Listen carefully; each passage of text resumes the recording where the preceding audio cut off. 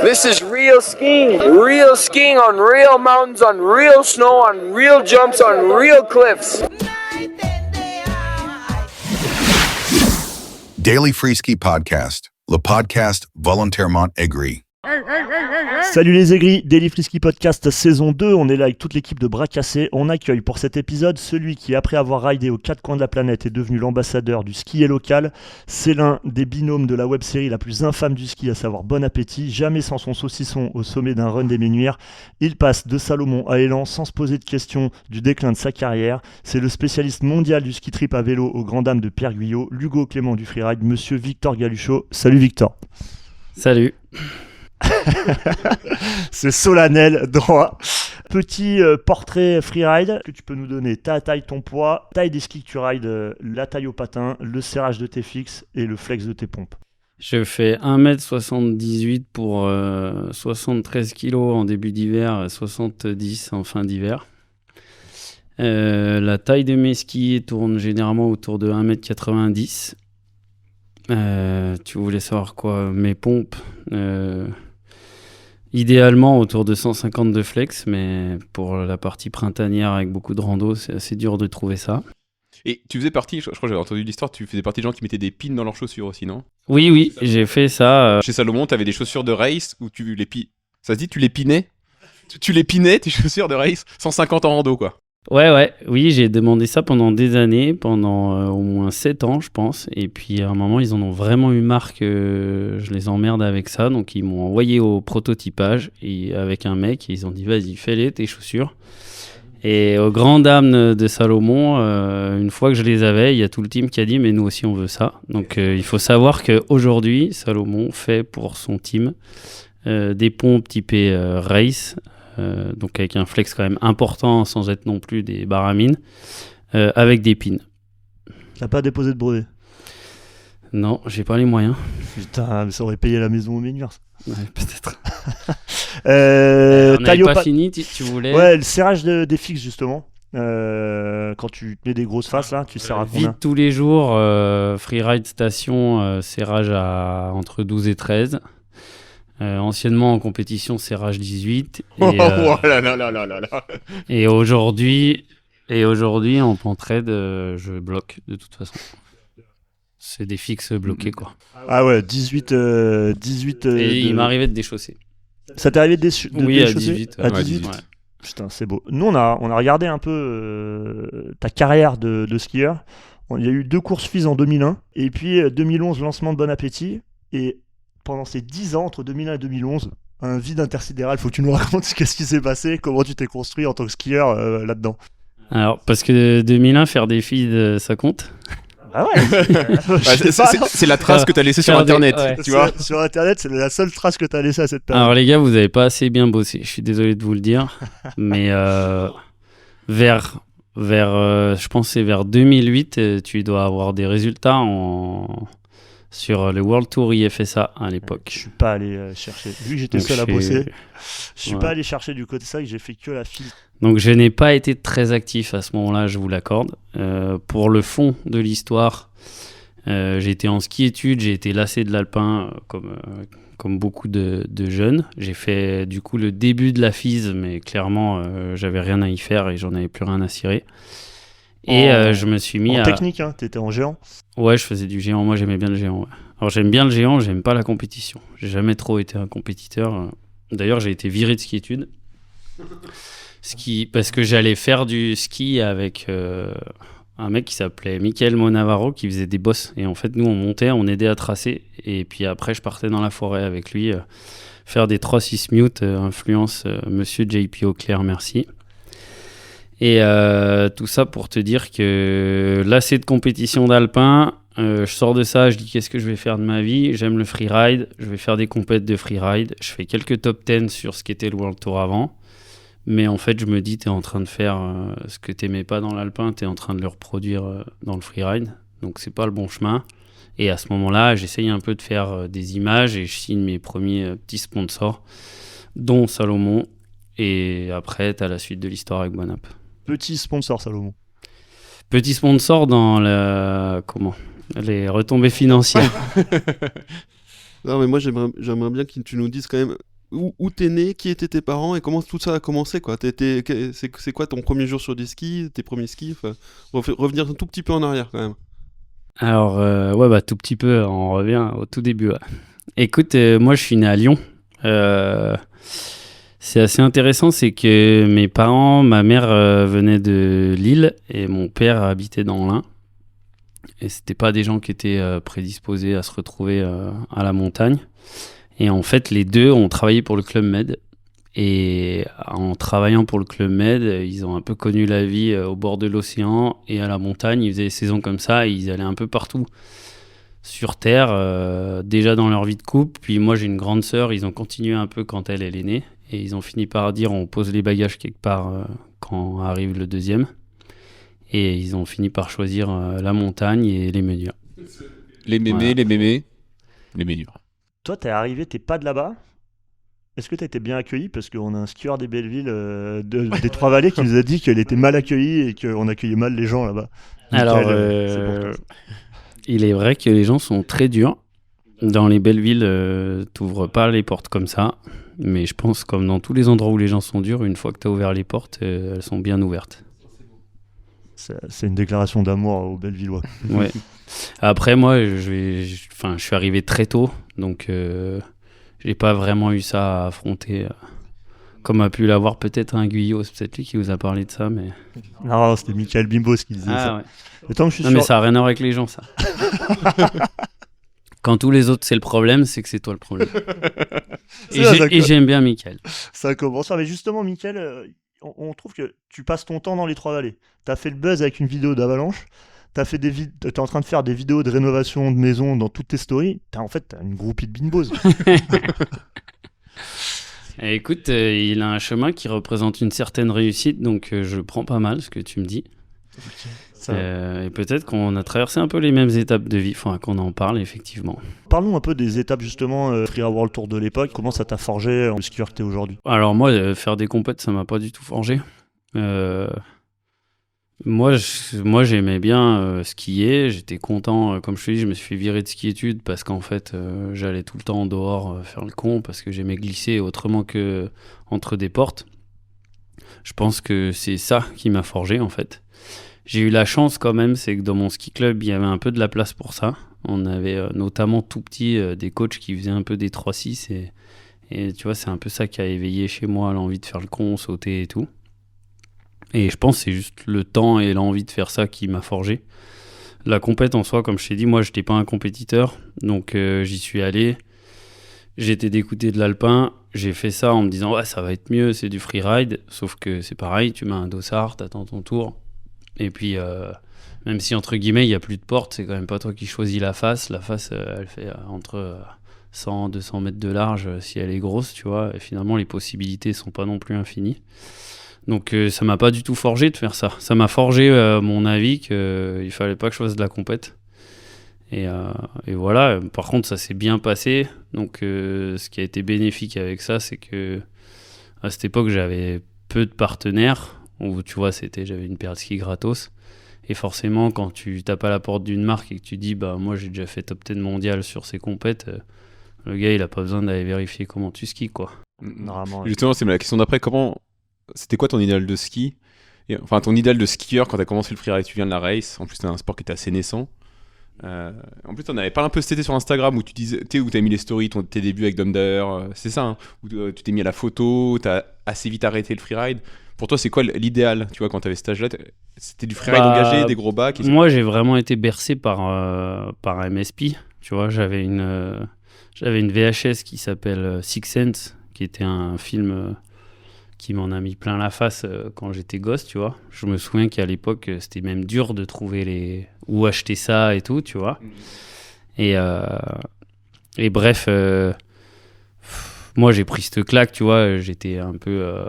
comme j'imagine, ça doit encore arriver maintenant. Hein. Tu regardes des mecs dans Noir de Peuf descendre les plus belles montagnes à grands coups d'hélico. Là, à l'époque, moi, les gros, c'était Seth Morrison, clairement.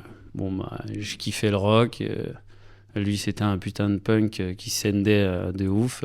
Pour moi, lui, c'était l'idéal. C'était le goal, tu vois. Et au fond, lui, parce que vraiment, voilà, c'était ouf ce qu'il faisait. Et celui qui a toujours été là et méga classe, c'était JP Auclair pour moi. Et en gros, c'était les parts que j'attendais chaque année, tu vois. Et c'est dans leur pas à eux que je voulais marcher, tu vois. Ouais. Moi, j'ai des souvenirs d'un segment vidéo de toi, genre tu fais une face, mais c'était il y a longtemps, c'était il y a peut-être 15, un peu plus de 15 ans. Tu fais une face straight, t'arrives sur une barre, tu fais un énorme back et ça te termine. C'est un peu la signature Seth Morrison, quoi. T'essaies de reproduire ça? Ben, moi, j'ai grandi en voyant ça, en me disant, bah ça, c'est le goal, tu vois. Et après, quand j'ai eu l'opportunité de le faire, je l'ai fait parce que j'y arrivais et que c'est ce que je kiffais faire, tu vois. Et j'aimais bien cette grosse presse, j'aimais bien me dire que je fais un truc que ce jour-là, il n'y a personne sur Terre qui fait pareil. Il y avait tout, hein. Il y avait un peu d'ego, il y avait de la perf et il y avait vivre le truc tellement fort parce que là, tu vis fort quand tu fais ça, tu vois.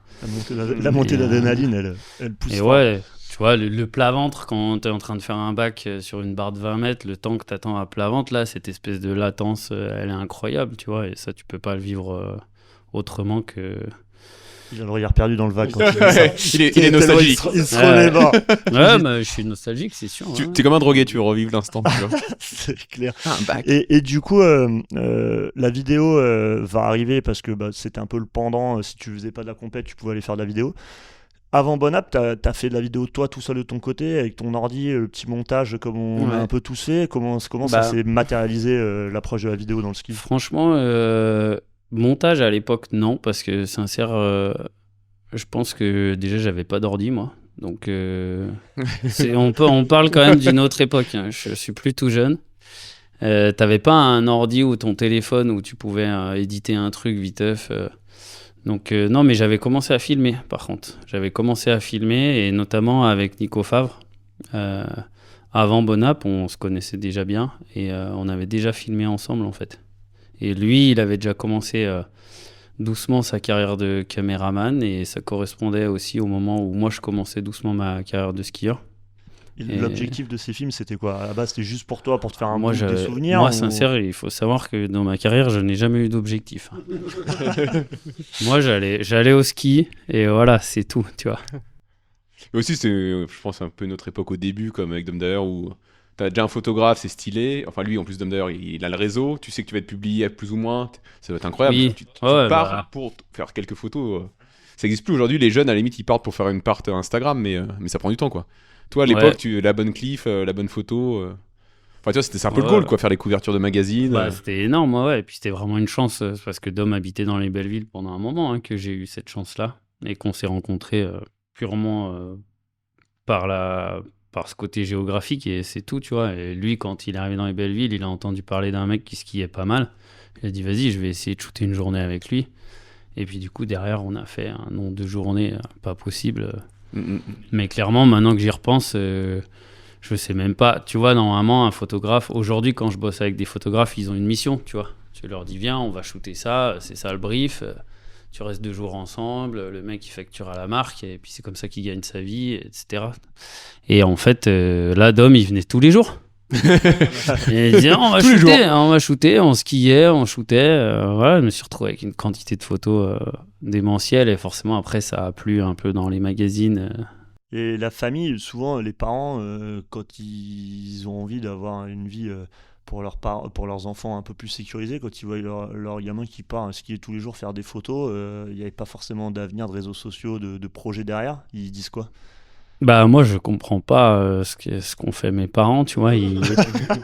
Aujourd'hui que je suis parent, je me dis qu'ils ont eu une souplesse incroyable, tu vois. J'ai eu beaucoup de chance qu'ils se disent vas-y, on va le laisser essayer, tu vois. Parce que clairement, moi je te dis, j'avais pas d'objectif, hein. J'allais skier et puis c'est tout, tu vois. Et en fait, je me disais pas tiens, dans 1 an je serai là, dans 2 ans, non, c'était demain je serai à la masse. Et voilà, c'était ça le plan.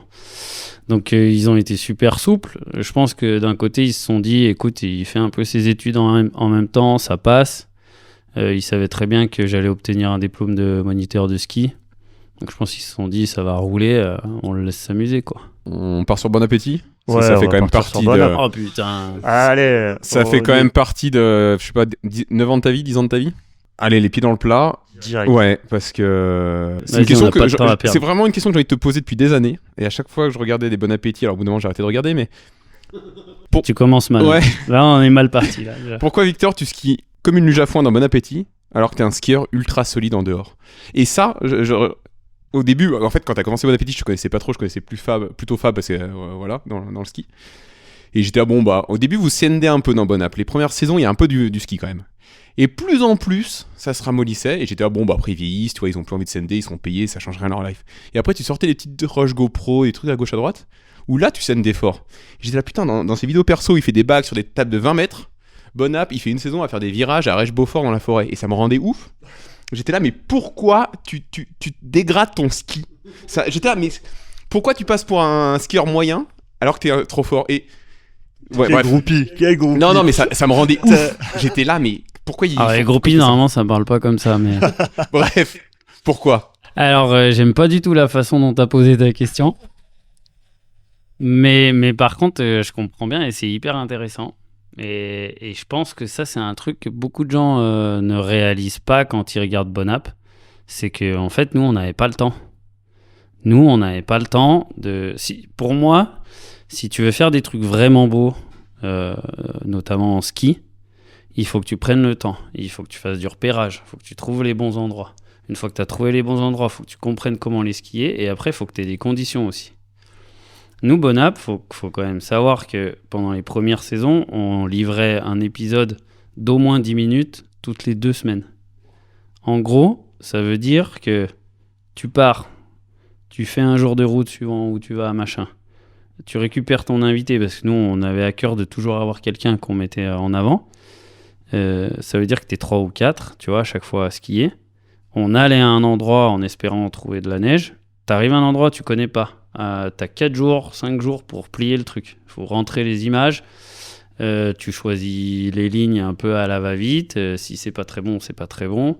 Généralement, nous, comme on aimait bien que l'invité il soit en avant, on choisit pas forcément la ligne en premier non plus, tu vois. Et quand tu mets tout ça bout à bout avec l'urgence dans laquelle on bossait, bah en fait, il y a un moment, tu es obligé de sacrifier quelque chose. Et là, ce que tu sacrifies, en fait, c'est la beauté des spots, la qualité de l'action que tu vas faire, etc., quoi. Et nous, si tu veux, je pense que dans Bon App, que ce soit Fab ou moi ou les invités, il n'y a personne qui a pu exprimer son ski à sa juste valeur parce qu'en fait, tout allait trop vite, tu vois. On n'avait même pas le temps de shaper un kick. Ouais. Mais. Et c'est pour ça qu'à la fin, je pense, plus les saisons avançaient, plus c'était scénarisé d'ailleurs. Tu vois, à chaque fois, au début, c'était encore un peu du ski porn, mais un petit peu. Puis les dernières saisons, c'est vraiment du voyage. Fallait avoir une idée, un truc en mobilette au coin des Bauges, Ouais. un voyage au Liban. Enfin, tu vois, à la fin, c'est vraiment plus un scénario que du ski, quoi. Ça ressemble Sur à des les- vlogs à la fin. Ouais, sur la. Je sais pas. Ouais, bah, je pense qu'on a évolué aussi. Il fallait pas continuer à raconter les choses de la même façon non plus pendant toutes les années, tu vois. Donc, il y a aussi le programme qui a évolué. Mais en tout cas, pour revenir sur le niveau, et ça, c'était une grosse frustration pour Fab et pour moi, c'est qu'on n'a jamais montré le ski dont on était capable dans Bon App, tu vois. Et il y a plein de gens pas très malins qui comprenaient pas, tu vois. C'est le moment. Ça, c'est Non, bon. mais justement, je vois ce que tu dis, mais moi, je sais votre niveau. Donc ça, mais je me dis que les 3 quarts de vos fans, parce que c'est quand même une énorme communauté que vous avez montée, ils se disent, Ouais, après Bon App, c'était pas un truc pour montrer son niveau, en fait. Ah ouais. C'est aussi ça qu'il faut capter, tu La vois. communauté Bon App, un backflip, ça leur suffisait bah oui. aussi. Non mais et d'ailleurs dans les DM qu'on a reçus dans les questions de la commune, il y en a plein. Victor, il sait pas skier. Victor, il skie pas bien, il a pas le niveau. J'étais là, il y a quand même des lignes, tu vois, il y a quand même des choses, quoi. Tu vois, il y a quand même des trucs. C'est sûr que si vous regardez l'épisode mobilette dans les Bauges, bon, c'est pas là où ça envoie, mais Bah ouais, je te dis, hein, sincère, c'était hyper dur d'exprimer son ski. Et puis, encore une fois, tu vois, maintenant que je regarde un peu en arrière, de toute façon, on n'a pas fait Bon App pour montrer qu'on était fort en ski, tu vois. Sinon, Bon App, ça aurait jamais marché. Justement, comment ça se fait la connexion, comment ça se monte Bon App? Déjà, raconte-nous la rencontre avec Fab, et à quel moment tu dis avec ce gars, on va partir et on va monter ce projet? Est-ce que c'est Salomon qui vous dit il faut faire ça? Est-ce que c'est vous qui arrivez avec le projet? Et comment vous prenez En fait- de la maille ou pas? Parce que, et je vais au bout de ma question, elle est un peu longue, mais 9 saisons de Bon App, 200 000 vues par épisode, aujourd'hui, ça a un coût. Est-ce que vous avez été payé à votre juste valeur? Alors, Pour l'histoire financière, non, pas du tout. J'ai même une anecdote assez sympa de Enac qui va voir une des personnes qui était censée nous faire l'échec et qui allait leur dire quand est-ce que vous allez arrêter de les exploiter. Et je le remercie pour ça, même si ça n'a absolument rien changé. Fab, on était en primaire ensemble. Donc l'histoire, en fait, si tu vas au bout du truc, elle commence là-bas. Tu l'as connu avec des cheveux, alors. Ouais, je l'ai connu avec beaucoup de cheveux. On en rit un peu encore de temps en temps quand il est de bonne humeur. Et du coup, et je pense que c'est d'ailleurs ce qui fait que Bonap, ça a bien fonctionné, c'est que Fab et moi, comme on était en primaire ensemble, on a traversé toute la jeunesse ensemble. On a les mêmes rêves qui nous plaisent dans le cinéma, dans la musique, etc. Et ça s'est senti dans Bonap, tu vois.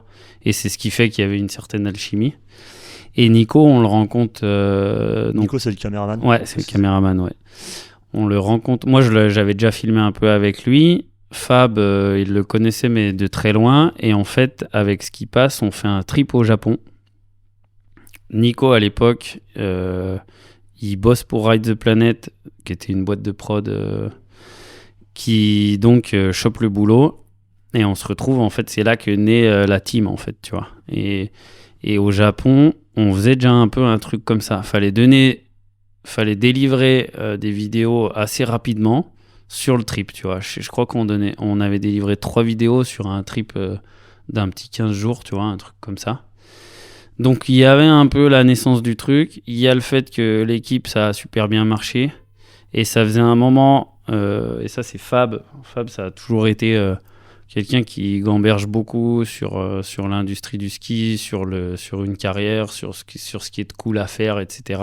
Et lui, il avait déjà au fond de la tête l'idée de le ski porn, voir 2 minutes de ski, de toutes les meilleures actions du gars après une saison, machin, c'est pas la vraie vie, tu vois. Et lui, il avait capté le truc qu'il fallait changer et le format et ce que tu racontes, tu vois.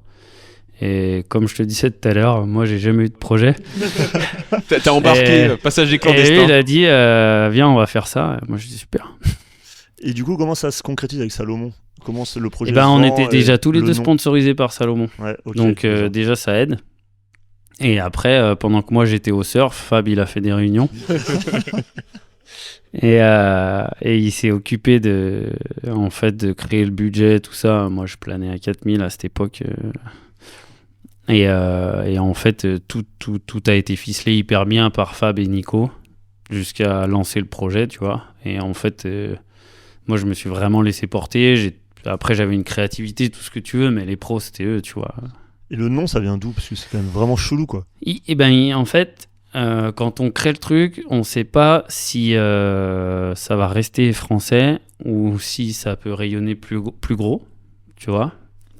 Quel nom tu cherches qui a une identité bien française, mais que si tu commences à t'exporter, ça se comprend super bien. Vous vouliez conquérir la Silicon Valley. Ça, c'est beau. Et en fait, il n'y a pas 15 000 expressions françaises que les anglophones utilisent et peuvent comprendre, tu vois. Et bon appétit, il y avait une image avec le fait qu'on vous apporte du contenu, régalez-vous. Il y a aussi le côté, quand tu fais de la puff, tu dis tu te gaves, etc. Donc pour nous, ça avait du sens, tu vois. Ok, ouais, donc il y avait un vrai brainstorm, une vraie démarche derrière. Ça se voyait pas forcément, mais les mecs réfléchissaient. Putain, ouais, ça se voit pas.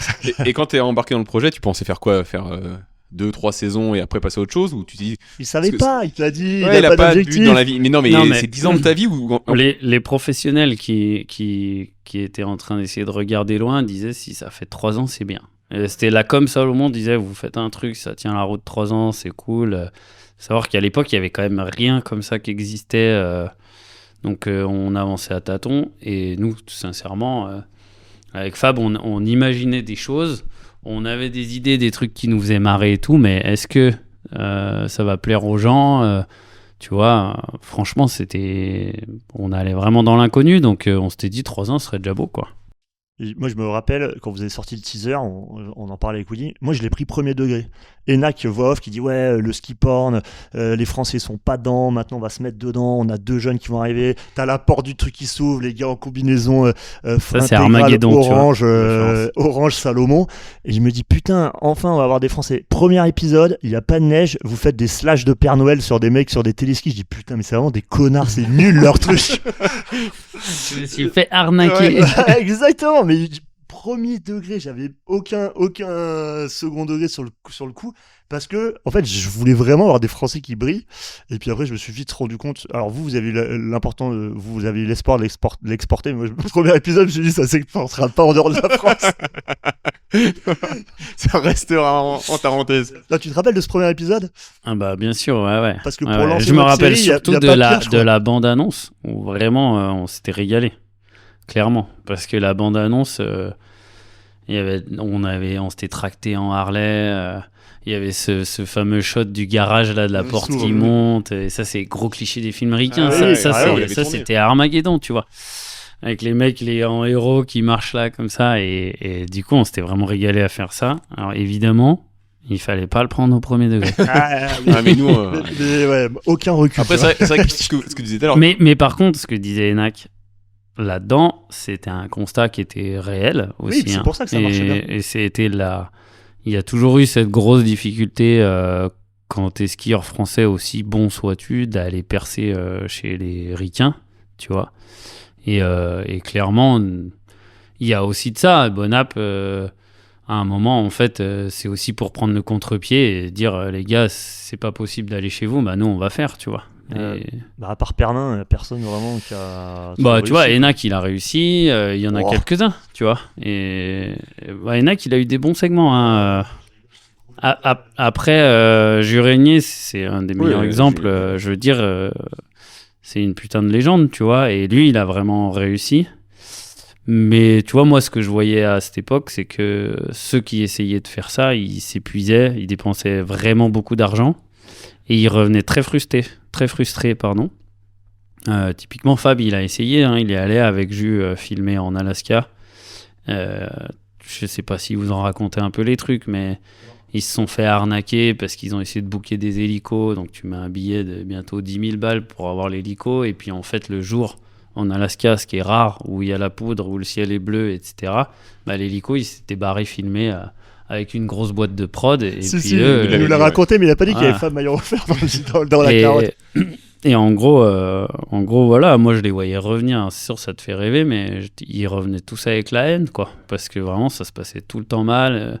Enak aussi, il racontait que il skiait la ligne et les mecs, ils disent putain, tu skis hyper bien pour la première fois que tu l'as fait. Et lui, il était là, mais comment ça pour la première fois, tu vois? Et les mecs, ils lui expliquaient qu'en fait, les ricains que tu vois tout péter dans les vidéos, c'est la 3e fois qu'ils la font, la ligne, en fait. Ils la font un coup, ils attendent qu'il reneige, ils la refont, et si c'est pas encore assez bien, ils y retournent, tu vois. Je dis pas tous, hein, il y a très certainement, ça existe, des mutants qui... Mais tu vois, c'était assez drôle que Enak, il arrive là-bas, et puis il s'arrache, puis les mecs, ils disent « Ah ouais, du premier coup, toi !» La triche. Mais t'as Fab qu'on avait parlé à l'époque dans un magazine et il a eu des, je pense 3 tricks dans un Port Boys et il disait ça justement. Il les a fait venir en Europe, ils étaient venus à la Ouais. plagne, ils avaient filmé Ouais, du ouais. street, ils avaient filmé plein de trucs, ils avaient filmé un kick. Ça te coûte de l'argent, tu les fais venir, tu remontes les spots et après ils te filment. T'as aucun contrôle sur le montage et au final, tu finis avec 9 secondes dans le film.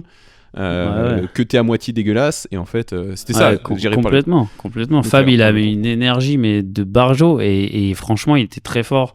Je me souviens notamment un shoot, je sais plus où ils étaient en Europe, où il avait mieux ridé, je sais plus quel autre gars était à l'époque un peu une resta, tu vois. Et je pense que c'est un peu comme ça qu'il avait eu ces 3-4 shoots qui étaient passés, parce qu'il n'y avait pas le choix, c'est lui qui avait le mieux ridé, tu vois. Mais en gros, ces jours-là, il n'avait pas été en forme.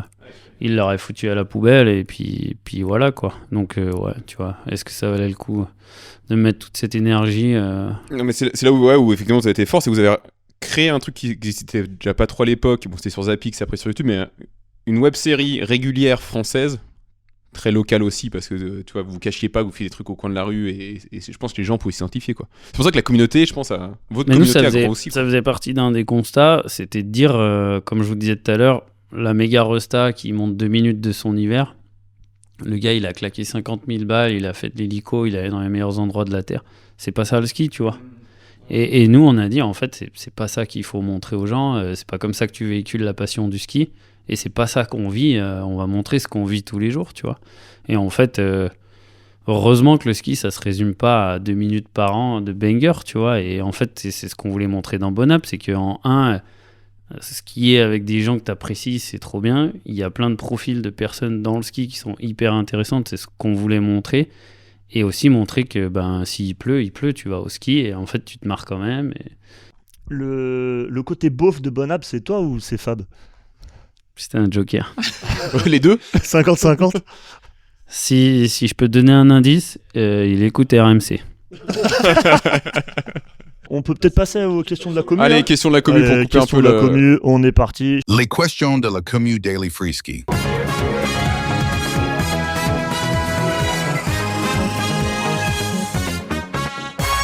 Je te fais la première. Vous êtes vraiment en froid avec Fab? Alors, je sais pas qui a dit ça, on s'entend hyper bien avec Fab. En fait, je pense qu'il y a des gens, ils n'ont pas compris pourquoi Bon Up s'arrêtait, mais c'est juste, ça faisait 10 ans qu'on était collés les uns aux autres, qu'on avait fait le tour de la question et qu'il était temps d'arrêter. Je pense, comme vous l'avez dit tout à l'heure, nous, on était un peu en mode automate et tout baissait en termes de créativité comme qualité et qu'il était temps que ça s'arrête. Et clairement, nous, on est en méga bon terme, on s'entend hyper bien. C'est juste que je pense que quand tu as fait 10 ans de taf avec quelqu'un, c'est cool de travailler avec des nouvelles têtes aussi, quoi. Est-ce qu'être écolo et freeride, c'est rock? Ça veut dire quoi, c'est rock? C'est toi le être rocker. écolo, dans un monde de débiles dans lequel on vit, être écolo, c'est un peu être un rebelle, donc c'est rock. Par contre, être freerider et écolo, c'est aussi un peu paradoxal. Ça dépend comment tu pratiques. Ah, on en reviendra là aussi. On va pouvoir creuser On va la pouvoir question. parce que- approfondir, vous pouvez y aller, c'est Ouais, un sujet que je carrément. connais bien. Bah ouais. Et nous, on a plein de questions à poser. Ça fait quoi de se faire virer de Salomon pour laisser place à des influenceurs du ski? Mais je serais curieux de savoir qui dit ça quand même. Parce que. On balance pas nos sources. Après, là, je suis pas d'accord avec la commu parce que je suis pas sûr qu'il y ait beaucoup d'influenceurs ski chez Salomon. Alors, Ça reste perf, hein. Il pique un peu. Oui, En fait, c'était on surtout... grossit le trait. Voilà, exactement. Il y a un moment, c'est RMC. Voilà, tu vois, je veux dire. bienvenue. moi, j'ai pas le feeling d'avoir été remplacé dans le sens où j'ai pas vu quelqu'un rentrer dans le team après que je parte. Et puis d'ailleurs, si tu veux un peu des scoops, c'est pas vraiment la tendance de faire rentrer des gens dans le team, mais plutôt l'inverse. Quel scoop incroyable. Et ça fait quoi de se faire virer? Écoute, j'ai pas été vraiment viré, mais les propositions que j'avais, c'était clairement des trucs où je savais que je serais pas content d'aller au boulot le matin. Et donc j'ai préféré arrêter que faire un truc qui me plaisait moyen. Tu vois, j'ai jamais eu de plan, mais en tout cas, j'ai toujours su que ce que je voulais, c'était être content d'aller le matin sur les skis. Et là, si je continuais dans les conditions qui m'étaient proposées, je sais que j'aurais pas été heureux. Finir chez Elan à 40 ans, est-ce que c'est rater sa vie? Alors, figure-toi, je parlais tout à l'heure de bosser avec des nouvelles têtes et tout. Ah, Et ça- tu vas signer chez Zag. Allez, ah ouais, comme tout le monde. Non. Allez, tous les quarantenaires chez Zag. Let's go. Chez Zag. On en a parlé, mais On ce t'en a n'est parlé pas au sujet du jour en ce qui me concerne. Non, mais j'ai parlé, je les connais tous hyper bien, donc... Mais non, moi je suis hyper bien avec Elan. Je suis content de... En fait, je suis resté 17 ans avec Salomon. C'est entre guillemets un peu le seul sponsor que j'ai eu en ski, on va dire. Et changer de tête, discuter avec d'autres gens qui pensent pas pareil, etc., ça fait vraiment du bien. Donc je pense plutôt, pour répondre à ta question, si à 40 ans, t'es pas capable de changer de collaborateur, c'est que t'as raté ta vie. Alors, il retourne Oh la là là, question. bravo. Oh là là, quel expert de la communication. Attends, il y avait JP Auclair à Sainte-Foy, là. Il y avait une épisode comme ça. Ça, c'était dans les premières saisons. Ouais. Mais ça, c'était très cool de skier avec lui. J'avais déjà eu l'occasion de le rencontrer avant. Là, on était un peu en mode faut qu'on arrive à filmer. Putain, on a Julien et JP, il faut vraiment que ça te déchire. Et puis, comme je disais tout à l'heure, t'es dans une urgence. Voilà, il y a 15 de poudre. Tu vas pas réinventer la roue. JP, il était monstre à la cool. On était stressés comme des oufs. Et, voilà, on faisait des virages de puff. On était là, c'est pas assez, on veut montrer plus. Lui, il avait fait un monstrueux saut écart sur un rocher qui était une image mythique, qui était très drôle parce que voilà, il savait très bien que c'est pas comme ça qu'on fait des films de ski de ouf. Du coup, 9 ans de Bonap. Il y a un moment, il faut que ça s'arrête. Ça se passe comment? C'est une décision commune. C'est Salomon qui vous dit, les gars, on n'a plus de budget. Il y en a un des deux qui dit, ah, vas-y, c'est bon. Ou un des trois. Hein. Un des trois, aussi Nico ouais, qui peut ouais. peut-être Il y a avoir Nico envie aussi de faire qui autre peut chose dire. de son hiver. Ouais, et alors ça, il y a eu plusieurs up and down comme ça. En fait, Nico, lui, il t'a fait vraiment énormément. Et il n'était pas payé à la hauteur de ce qu'il bossait. Donc il y a eu des moments où lui, il a un peu tiré l'alarme en disant faut que je gagne plus d'argent, sinon ça vaut pas le coup, etc. Puis tu sais, il y a un truc un peu particulier, c'est quand tu fais un truc sur 10 ans, toi t'évolues de ouf. Donc tu sais, il y a t'as ta l'achat vie qui d'une change. maison, il y a l'arrivée d'un enfant, des choses comme ça, qui font que c'est plus les mêmes réalités qu'au début. Tu nous filais un camping-car à 25 € et on faisait le tour du monde, quoi. Tu vois. Et du coup, il y a eu de ça, mais l'argent, ça a jamais trop été un problème dans le sens où on faisait pas ça pour avoir de la thune. Et typiquement, quand Nico a dit faut que je sois mieux payé, ben, il y a une plus grosse partie du budget qui est partie à lui et c'était pas un souci. Tu vois. Donc moins Et pour vous et c'était- plus pour lui. Bah, nous, en fait, on avait des contrats athlètes qui étaient séparés De Bonap. du budget Bonap. Et Ok. après, budget Bonap, on avait une enveloppe et de toute façon, on la cramait, tu vois. Donc, on payait Nico, c'était le gros budget. Ouais. Et après, c'était des forfaits, des restos, ce que tu veux. Et puis ça, en fait, le but, ça n'a jamais été d'avoir du bénéfice à la fin. C'était de faire un maximum de trucs les mieux possible. Et puis, c'était cramé, quoi. Ça, c'est vraiment une autre approche. Aujourd'hui, le moindre mec qui a 20 000 followers sur une chaîne YouTube, il va demander des budgets de malade parce qu'il sait qu'il faut en tirer profit, il faut en vivre et que ça peut être court. Vous n'étiez pas là-dedans, quoi. L'après-carrière, faire du business et un peu de la thune, c'était pas le En truc. fait, je pense que c'était un avantage et un inconvénient. C'est que, comme je disais tout à l'heure, on n'a pas gagné notre vie à la hauteur du succès de Bonap. Je pense qu'à ce moment-là, s'il y avait eu un mec un peu vénal qui s'occupait de nous, il aurait négocié comme il faut nos contrats et on aurait eu l'argent qu'on méritait. Et en soi, je pense, donc ça a été une mauvaise chose dans le sens où bah là, je devrais déjà avoir fini de payer ma baraque et voilà. Et après, je pense aussi que malheureusement, tu as aussi payé le fait d'être un peu trop en avance. Je pense qu'aujourd'hui, YouTube, tout le monde est sur YouTube, passe des heures sur YouTube et les YouTubeurs ils font de l'argent. Je pense qu'à l'époque c'était sur Zapix, après sur YouTube. Mais aujourd'hui, tu refais ce que tu as fait à l'époque. tu fais des Oui, millions bah de c'est vues. sûr que Aujourd'hui, maintenant, moi, avec le recul aussi et tout, on aurait vachement mieux négocié. Mais voilà, pour finir ma réponse, ce que je disais, c'est que je pense que c'est aussi parce qu'on n'a vraiment pas fait ça pour devenir des stars, pour avoir de la thune, que ça a fonctionné aussi, tu vois. Ouais, c'est vrai.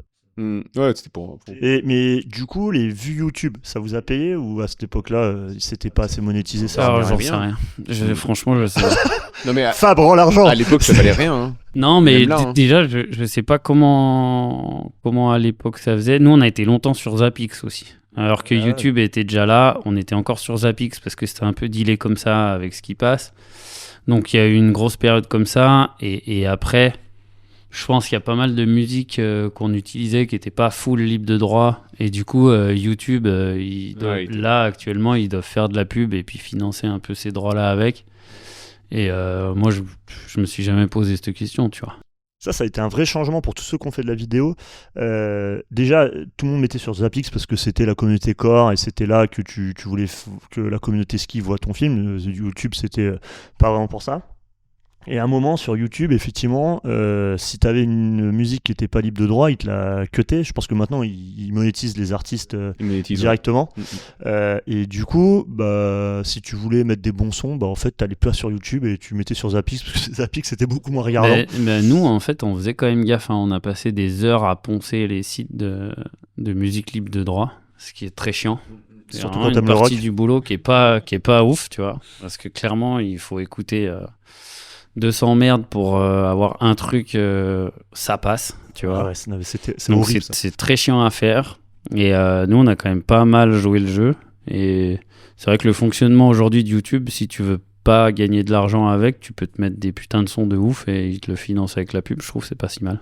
Bon, tu disais que t'étais plus dans un ski trop performatif, on va dire, à l'époque des Bonap. Ça te coûtait pas de pas faire du ski porn fort. Tu vois, tu dis, à la saison 7, tu dis, en fait... Si, je te dis, on était mais ultra frustrés, nous. Fab et moi, on était les premiers à voir que ce qu'il y avait à l'image, c'était pas notre niveau de ski, tu vois. Après, en fait, c'est juste que qu'est-ce que tu fais ? Tu cours après ton ego et tu dis écoute, ça me va pas. Et en fait, ce qu'il fallait faire, si tu voulais vraiment montrer que t'es fort en ski, il faut faire comme ils font tous les champions. T'arrêtais de faire une web-série autour de la passion du ski, tu retournais filmer toute une saison pour sortir 2 minutes de banger. On était complètement capable de le faire, on aurait pu le faire comme tout le monde. Mais voilà, donc nous on était frustrés parce que forcément t'as mis du temps à avoir le niveau que t'as envie de le montrer parce que c'est ta passion, etc. Il fallait faire ce sacrifice, c'est tout, tu vois. Et du coup, on n'a pas la fin de Bonap parce qu'on a un peu divergé, mais, oui. mais du coup, Nico il avait besoin d'un peu plus d'argent et du coup, les donner. Non, ça, du coup, il y a eu un moment, Nico, clairement, il était pas du tout assez bien payé. On avait fait un peu la bascule, on avait réussi à avoir un peu plus d'argent de Salomon, etc. Donc ça a reroulé de ce côté-là. Et encore, ça a jamais vraiment bloqué, mais à un moment, il a dit, les gars, moi j'en chie. Des fois, il saignait du nez. Je sais pas si tu te rends compte, mais tu passes 4-5 jours sur la route dans la montagne, tu vois, en ce qui le concerne, à filmer et tout, des bus qui font que faire les cons et tout. Et lui, derrière, il faisait la rando, il faisait tout avec nous. Avec C'était le une machine matos. de guerre. Ouais, avec son matos de ouf. Après, lui, le soir, quand on rentrait du ski, il commençait à éditer là où on dormait, tu vois. Il éditait un peu, comme ça, il avait un peu un fil rouge qui était en place. On rentrait à la maison, Fab et moi, on avait 1 ou 2 jours off. Pendant lesquels Nico il finissait de bien ficeler l'édit pour qu'on vienne poser les voix off, tu vois. Mais lui, du coup, il était taquet, il s'arrêtait, mais jamais. Il s'arrêtait jamais. Du coup, c'est normal qu'à un moment, le mec, il ait dit moi, je suis crevé, j'en peux plus, et en plus, on gagne mal notre vie, donc il faut que ça change, tu vois. Donc ça, c'est arrivé, je sais pas te dire quand, tu vois, mais ça devait être à peu près le milieu de Bonap. Après, ça s'est réinstallé un peu mieux parce qu'on lui a retrouvé des sous. Et par contre, la fin, je pense, c'est juste que nous, on sentait qu'on perdait de notre superbe. la flamme. Ouais, en fait, quand tu sais faire un truc, que tu y arrives vraiment bien, que ça fait un moment que tu fais ça, tu rentres dans une zone de confort qui est hyper dangereuse. Et en fait, automatique, nous, on était rentrés là-dedans. On savait ce qui allait être drôle, comment fallait le raconter. Drôle. À quel moment Pardon. Les gars, doucement. Les blagues du saucisson à chaque fois au sommet. À quel moment fallait caser quel truc. On avait... Putain, mais envie de taper les gens qui disent ça. Envie de les taper. Ouais, mais je l'entends encore un peu. Mais on l'entend encore. Là, le coup du bélier. Bref, voilà, oui, en fait, on était rentré dans cette zone de confort où tu déroules, tu sais que ça fonctionne, et en fait, ça, c'est danger mortel, tu vois. Donc, clairement, il y avait ça, il y avait ce truc un peu trop facile.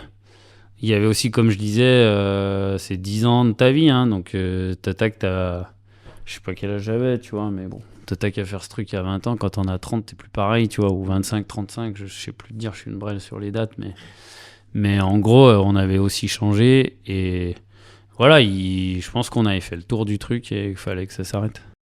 Du coup, tu fais une bonne transition pour la suite. Tu parles de changer, que avec le ski, le temps passe, et puis ta vision aussi du ski change. Aujourd'hui, tu es un skieur engagé. Oh là là, France Inter, skieur engagé. Bravo, avec des belles valeurs. Excuse-moi de passer de RMC à France Inter, et à un moment, je préfère. Ça t'est vachement reproché. Nous, on a reçu un taquet de DM. Mais Galucho, il est parti au Groenland, il se fout de la gueule du monde, et maintenant il se la joue skieur écolo, c'est pas normal, etc., etc. Comment toi le switch il s'est fait entre je fais Bonap, je me pose pas trop la question, je m'amuse et tout, et maintenant je m'amuse plus trop et je veux délivrer un message profond?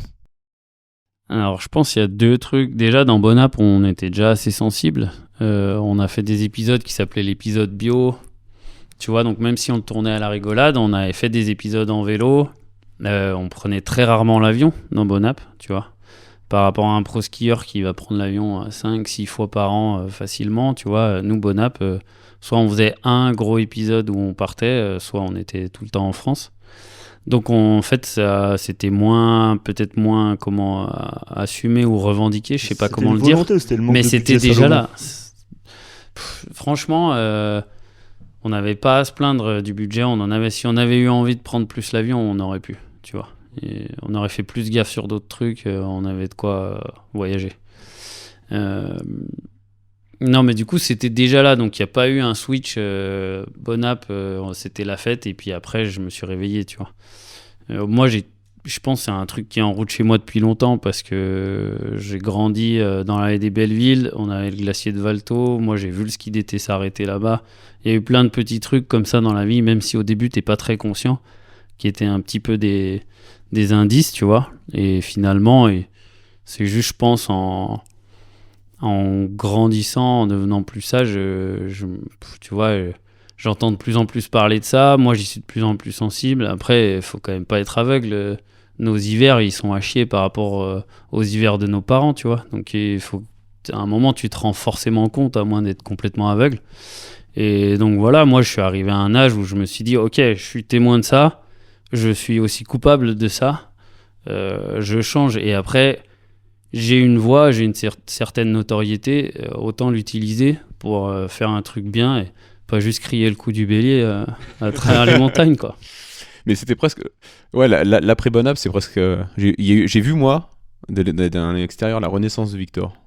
Tu vois, Carrément. c'était passé du mec de Bonap en pilote Le automatique. phénix. Ouais, le Phoenix. Et après, le mec, les étoiles de la Terre, ski de Pentraide, il découvre Chamonix.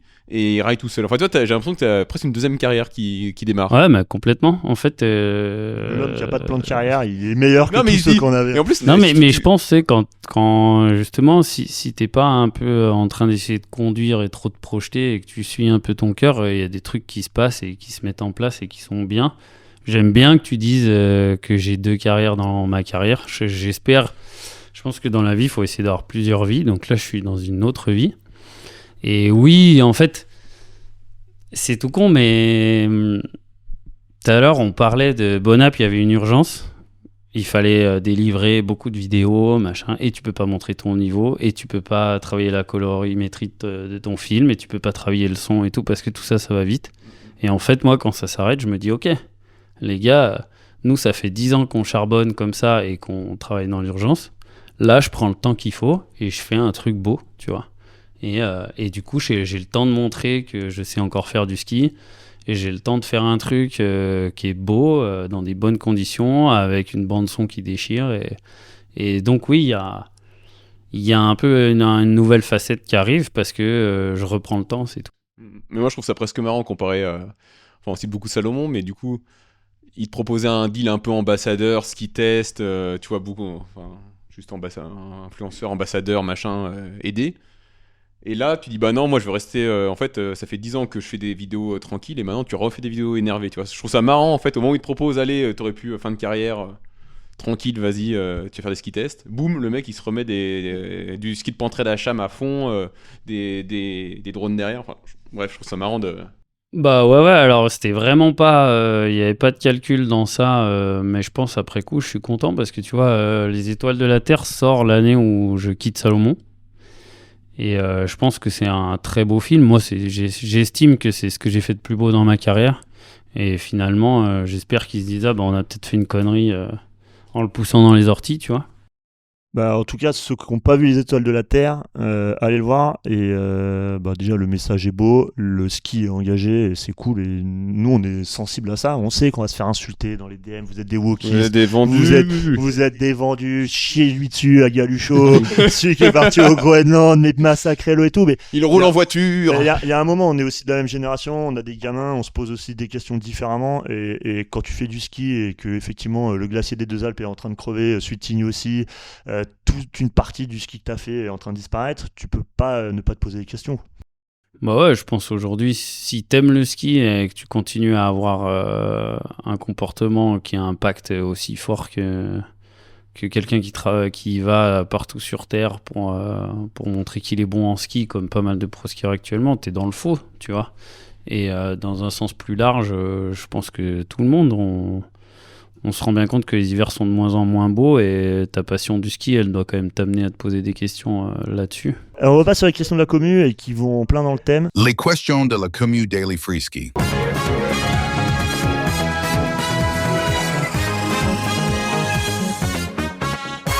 En fait, tu es coach en ce moment à la Frisky des Bellevilles. Comment tu vois le fait de coacher des enfants ou des ados ou des post-ados dont leur rêve est d'aller sur World Tour, donc prendre des avions, aller aux 4 coins de la planète, avec tes convictions écologiques qui sont fortes, et notamment de faire le moins d'émissions de CO2 possible. Bah, alors ça, tu vois, c'est une question qui m'a pas mal taraudé parce qu'effectivement, il y a un truc hyper paradoxal dans le fait que moi, je dis, ok, faut qu'on essaye de faire autrement. Et ces gamins, en fait, on les emmène vers le World Tour, comme tu dis, et donc un bilan carbone désastreux, tu vois. Et en fait, je me suis dit que moi, mon job, c'est de les amener vers leurs rêves. Aujourd'hui, leur rêve, c'est ça, tu vois. J'espère que à leur contact, j'arrive aussi à, tu vois, leur faire capter un peu comment moi je vois les choses, comment on doit faire, etc. Je sais qu'aujourd'hui, eux, pour qu'ils aient une carrière, ils sont quand même un peu obligés d'emprunter ce chemin. Je me dis juste que si on peut emmener quelqu'un à faire double champion du monde et qui a la bonne graine dans la tête et qui dit bah c'est bon, moi ma carrière elle est faite et j'ai mon titre et maintenant j'utilise ça pour dire c'est pas ok, pour demander au World Tour de changer son format et puis de susciter peut-être moins de voyages ou de faire gaffe sur d'autres points à son bilan, etc. Et encore une fois, moi je suis qui pour empêcher les gars de réaliser leurs rêves? Donc je me dis, mon taf c'est plutôt de les amener vers ce qui les fait rêver, de faire ça en leur mettant un maximum une mentalité, une philosophie qui fonctionne dans le monde d'aujourd'hui et de demain. Et puis après, ce sera à eux, ils auront les rênes, tu vois. Et moi, je fais ma part, je suis bien dans mes pompes et ça roule, quoi. En fait, t'es un lobbyiste écolo qui va mettre des graines dans le cerveau des jeunes pour... Il woke les enfants des belles. Bon, j'ai toujours les questions de bâtard, là. C'est pas frustrant d'avoir eu plus de sponsors que de podiums? Eh ben, vu que je suis pas du tout un compétiteur, je m'en tape complet, tu vois. Comment tu fais pour supporter la voix de Fabien Mayr-Hofer? Je pense que tu peux retourner la question. Ah non, mais il y a une question. Qui a la pire voix off, toi ou Fab? Il y a un truc que je peux te dire qui est sympa à ce sujet-là. Je sais pas quelle voix est la plus agréable à écouter. Ce que je peux te dire, c'est que quand on enregistrait les voix off, Fab avait très souvent un petit moment de fatigue qui faisait qu'une phrase, il fallait qu'il la fasse 50 fois avant qu'elle sorte. Et là, il se transformait en mec un peu dyslexique et où il n'y a plus rien qui marchait. Ouais, ça arrive, ça. Et on rigolait vraiment beaucoup à ce moment-là. Ouais. Et la dernière question de la commu, peut-on encore vivre du ski freeride? Bah, il y a des gens qui en vivent très bien. En France, on va dire. Sans parler des ricains. Après, doit-on vouloir vivre du ski freeride? Vous avez 2 heures. Vous avez 2 heures. C'est exactement ça. Comment tu fais justement pour porter un message aussi sérieux que l'engagement écologique en restant ludique, sans être moralisateur et sans qu'on dise Galucho nous fait chier, quoi. Moi, je pense que les gens disent Galucho nous fait chier. Oui, totalement. Oui, on on les a reçu en questions que vous avez, voilà. Ah mais on s'est fait Donc, une avalanche. Dites-lui qu'il nous casse les couilles. Je pense pas être particulièrement drôle, surtout quand il s'agit de ce sujet-là. Écoute, moi je dis les choses comme elles me viennent avec honnêteté et puis je m'en fous si ça plaît pas aux gens en fait. T'es quand même le pionnier du ski bike. Tu nous as inspiré un article qui avait explosé chez nous. On te voyait partir avec ton vélo e-bike, avec tes skis sur le dos, partir dans les pierriers au mois de mars pour aller faire une face toute éclatée. On s'est dit, mais c'est ça le ski de demain? Mais franchement, jamais de la vie, quoi. Désolé, c'est ça le ski de demain. Ouais. C'est le meilleur ski de demain. C'est les journées de puff. Ouais, et c'est quoi ta question du coup? Mais du coup, t'as lancé un peu je sais pas si c'est cette mode, mais t'as été l'un des premiers à faire. Maintenant, on en voit plein là sur Instagram qui partent avec leur vélo de route, leur ski de fond et qui vont aller, je sais pas faire quoi. Et toi, t'as lancé ce truc. Et nous, on a dit, mais putain, c'est quand même un truc de galérien, quoi. Ah ouais, c'est un truc de galérien, je confirme. Je l'ai beaucoup fait avec Gaëtan Gaudissart, hein, qui est peut-être un meilleur ambassadeur de cette pratique que moi actuellement. C'est un truc de galérien, mais moi, ce que j'en ai tiré... En fait, à un moment, je me suis juste dit, ok, comment tu fais pour baisser drastiquement ton impact, tu vois? Et en fait, donc, d'abord, t'enlèves l'avion, etc. Tu fais des efforts comme ça, mais après, finalement, t'enlèves la bagnole pour aller au bout du truc, tu vois? Enfin, t'es pas encore au bout du truc, hein, mais... Et du coup, j'ai dit, vas-y, j'essaye ça. J'expérimente, on va voir ce que ça fait. Oui, c'est la galère. Tu vas louper des journées de puff parce que tu seras en train de pédaler sur la route pendant qu'il y a la neige. Souvent en te prenant de la pluie sur la gueule parce que toi, t'es encore en bas de vallée et qu'en bas, il pleut. C'est la méga galère. Mais à la fois, ce que j'en ai retenu, c'est que l'aventure, elle commence, au lieu que l'aventure, elle commence là où tu chausses tes skis, elle commence quand tu passes la porte de chez toi. Et ça, quand même, il y a un truc qui est très cool. C'est que juste faire ton sac, savoir comment tu vas attacher sur le vélo, le temps que tu vas passer sur le vélo, etc. Tout ça, ça rentre dans l'aventure. Et finalement, tu vis un truc qui est beaucoup plus complet et qui est très cool aussi. Et comme on disait tout à l'heure, quand tu galères, c'est aussi là que tu fais les bons souvenirs. Alors tu dis que c'est très cool, mais Pierre Guyot, il nous en a parlé au dernier podcast. Il a un autre avis. Et on l'a cut d'ailleurs, il a dit ouais non, ce parti-là, la laissez pas. Donc, mais Ah ouais, j'aurais bien aimé, putain. Et il disait ah non mais moi Victor, quand tu fais ces trucs, ça me casse les couilles. Donc moi je prends la moto. Là, Ouais, je prends la motocross, je prends la cross et puis. Je prends la motocross. Lui, il galère solo en vélo. Donc en fait, il est pas hyper solidaire quoi. Alors il est hyper solidaire, franchement, parce Putain, que c'est beau, il parce le que défend. En fait, ils ont un film qu'ils Il y a ont le produit film qui arrive. ensemble, donc il Non, peut mais pas dire que c'est un on en connard. parle pas mal dans le film d'ailleurs. Et du coup, je vais te le dire comme c'est raconté dans le film, c'est que Pierre, il va beaucoup râler, mais si je l'appelle demain pour un autre truc, il va venir. Et il va venir en se plaignant tout le long, mais il va le Ça. faire. Et clairement, je pense que ce dont vous avez parlé ensemble, c'était sûrement de Projet Zéro, où je lui avais dit, moi je monte en vélo à Valto, rejoins-moi. Lui, il vivait à Méribel, il est allé à pied de Méribel à Valto, parce qu'il fallait pas utiliser de véhicule. Et là, clairement, il m'a détesté, tu vois. Mais ça date déjà, hein. C'était 1 an après la fin de Bonap. Et puis là, tu vois, on vient de sortir un film où tous les itinéraires haute montagne, il les a fait avec moi.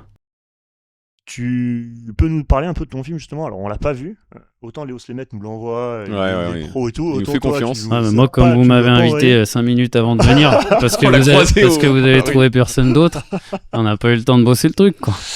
Là, parle-nous de ce film que tu présentes. Écoute, en fait, c'est assez marrant, c'est qu'avec Pierre, l'année dernière, Pierre, il fait une insomnie parce qu'il est malade. Et il me dit, putain, le matin, il me dit, ouais, faut qu'on fasse un film ensemble. Je me suis rendu compte, ça fait 20 ans qu'on skie ensemble, faut raconter ça.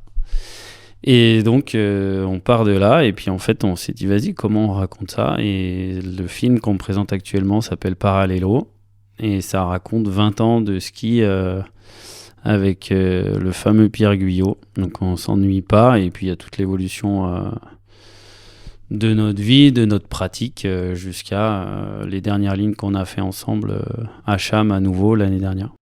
Ça dure combien de temps? 20 minutes. Ah oui, c'est rapide. 1 minute par an. Non, le concept, c'est qu'on a dit, on fait des interviews séparées, on regarde qui a répondu quoi, à partir de là, on construit le squelette du film là-dessus. Et vous étiez raccord dans les interviews séparées?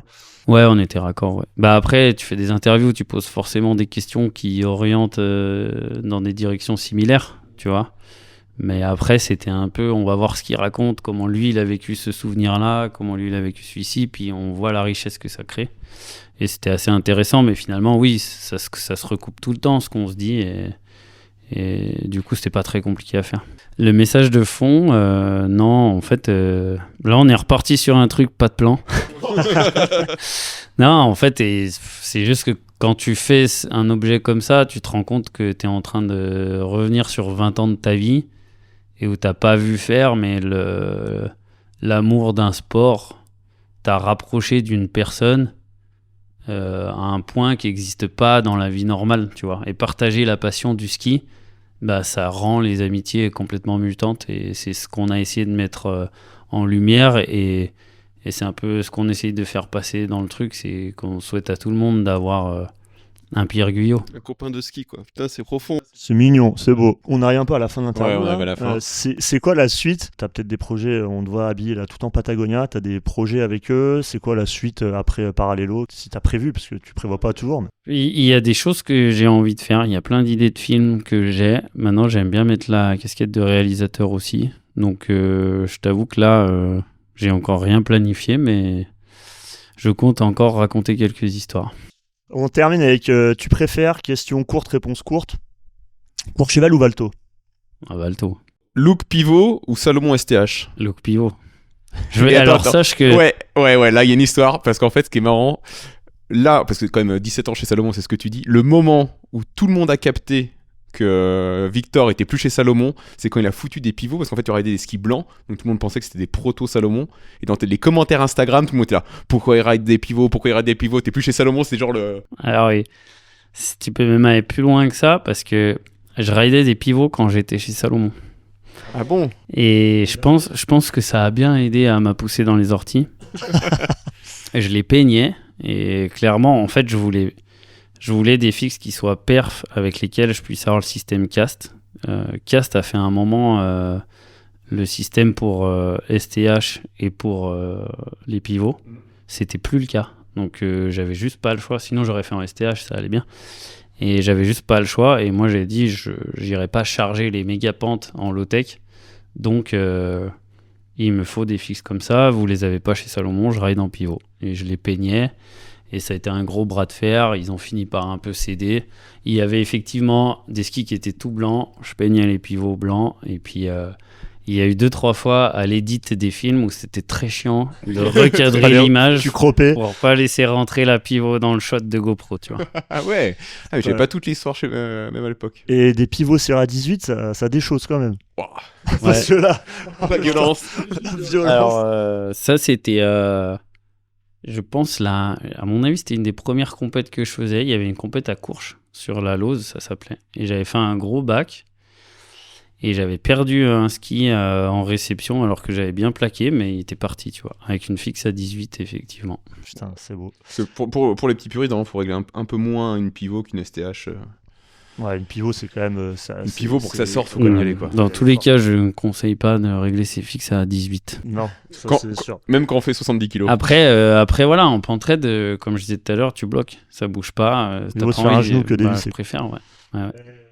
Tu préfères gravir l'Himalaya avec Pierre Guyot ou gagner le tournoi de pétanque de Saint-Martin avec Gury? Putain, celle-là, elle est vraiment dure. Parce que entendre Guyot râler pendant 8000 de D+, c'est quand même de l'or. Sachant qu'il faut y aller en vélo en Himalaya. Mais je vais te dire ça, parce que le reste avec Gury, j'ai déjà à peu près tout fait. Refaire un épisode de Bon App avec Fab ou faire un vol aller-retour Paris-New York pour la Fashion Week? Ouais, elle est nulle, mais j'aimerais bien, j'aurais beaucoup de plaisir à refaire un épisode avec Fab. Je pense qu'on arrive pas loin de la période où on s'est séparés assez longtemps pour apprécier une petite aventure ensemble. Ça y est, vous allez refaire un c'était- tour. Il y a le retour d'Oasis Ah ouais, cet c'est été, exactement. et là les deux se remettent ensemble. Le comeback d'NTM. Bon App. Ah purée, le retour. Alors il y en a, ça C'est va une pas exclue faire en fait, plaisir. c'est une exclue. C'est une Tu exclue. balances. Non, mais j'ai vu qu'il y avait une certaine nostalgie et que c'était sympa de mettre une petite pièce, donc je l'ai mise. Camille Etienne ou Hugo Clément? Franchement, les deux sont magnifiques. Et à quand une guest avec Bimbos pour Passion Rénovation ou pour Winter Activity? Alors moi j'ai fini de retaper ma baraque, donc je ne toucherai plus les outils avant une bonne décennie. Et puis j'ai fini de faire des webisodes, donc ça non plus ça n'arrivera pas. Pas de Bimbos. Allez, on termine là-dessus. Juste dernier, si tu devais entendre une personne à ce micro, tu t'aimerais entendre qui? Inviter pas un skieur, mais inviter un mec qui est dans une marque et qui taffe en contact avec justement avec la future génération, etc. Tout à l'heure, tu vois, dans les coups de gueule, tu m'as demandé de dire, j'aurais bien aimé ajouter un petit truc sur suivant qui tu as pendant ta carrière qui fait ce job-là, ça peut faire que ta carrière elle est incroyable ou qu'elle reste un peu à l'arrêt. Donc trouver quelqu'un comme ça qui a ça dans ses mains. Moi en vieillissant, je vois que tu peux vraiment changer la vie de quelqu'un comme ça et je pense qu'il y Un a team manager exactement Ok. un Bon, team voilà, manager ça. qui fait un boulot de manager, chose que j'ai jamais eu de ma vie, tu vois. Ok, trop bien. Et bon, on s'arrête là. Merci beaucoup, Victor. C'était trop Merci cool. à vous. À bientôt. Ciao. Merci d'avoir écouté Daily Free Ski Podcast. Pas la peine de te faire chier à mettre des notes, ni t'abonner à notre compte Insta. Va manger tes morts. Génial! Je te remercie! Oh, t'es vraiment un sale petit con, hein! Putain, mais c'est dingue!